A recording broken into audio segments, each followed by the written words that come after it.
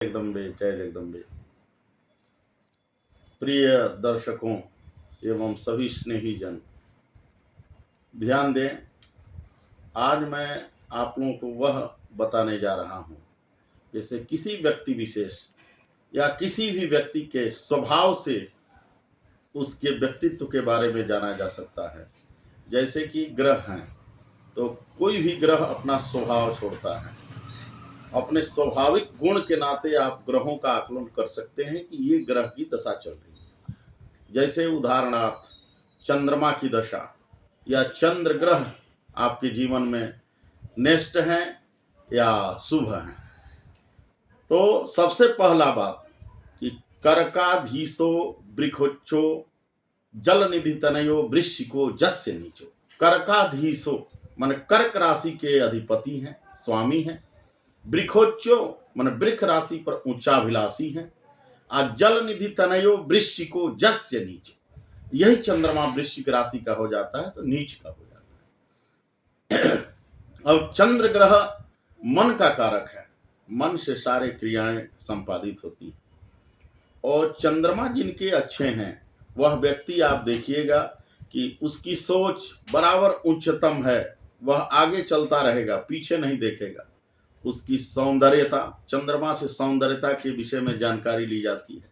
वह व्यक्ति सुंदर होगा, शीतल होगा, उसके दांत बढ़िया दिखेंगे, उसके नख अच्छे होंगे, उसकी त्वचा अच्छी होगी, उसके जीवन का जो पाचन शक्ति है वह भी अनुकूल होगा यदि चंद्रमा अच्छे हैं। तो यदि यही चंद्रमा खराब है, नेष्ट हैं, तो जल निधि तनयो वृश्चिको जस्य नीचो, यानी वृश्चिक राशि पर जब चंद्रमा जाते हैं तो नीच के हो जाते हैं। और जब नीच के हो जाते हैं तो उस व्यक्ति के अंदर केवल नकारात्मक चीज आ जाती है। वह उसके सामने आप अमृत ला कर क्यों न दे दो, उसमें उसे लगेगा कि इसमें जहर मिलाया गया, उसमें विष है। या वह घर का ताला मारा है लेकिन उसे दिमाग में बैठ गया कि नहीं, ताला तो मैंने नहीं मारा, यानी वो मानसिक संतुलन उसकी बिगड़ जाती है। वह ऊंच नीच सोचना ही कम कर देता है। कोई उसके सामने अगर उसके पिताजी आ जाए तो वो समझता है हमारे बच्चे हैं।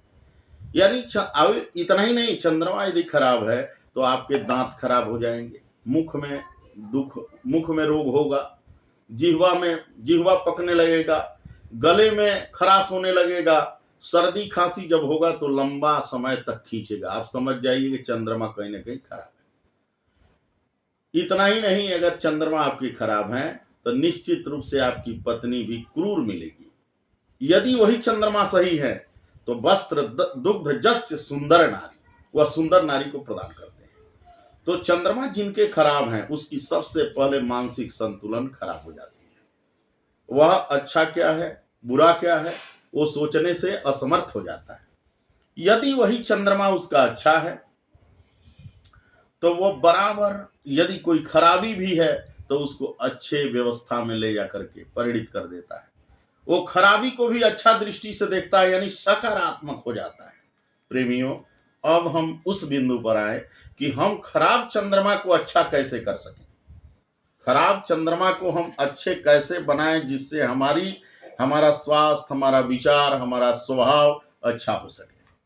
तो आप देखे होंगे कि भगवान शिव के ललाट पर चंद्रमा निवास करते हैं, यानी चंद्रमा को भगवान शिव ने धारण किया है। प्रेमियों, इसलिए आप सबसे पहले ओम नमः शिवाय का जप नित्य नियम बनावें, 108 बार नित्य जगते ही ओम नमः शिवाय का जप करें। दूसरा नंबर कि मातृकुशल चित्त में उत्साह, माता की सेवा करें, माता की आज्ञा माने।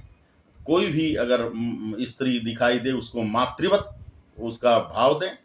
और इतना ही नहीं, दूध दही भगवान शिव को चढ़ावें और श्वेत वस्तु जैसे चावल और दही मिला करके कागलों को खिलावें, इससे चंद्रमा ठीक होगा।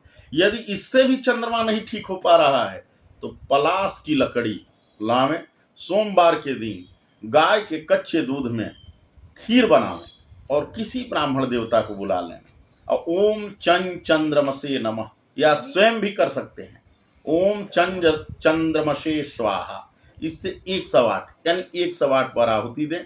निश्चित रूप से आपके मानसिक संतुलन ठीक हो जाएंगे और चंद्रमा आपको अच्छा फल देगा।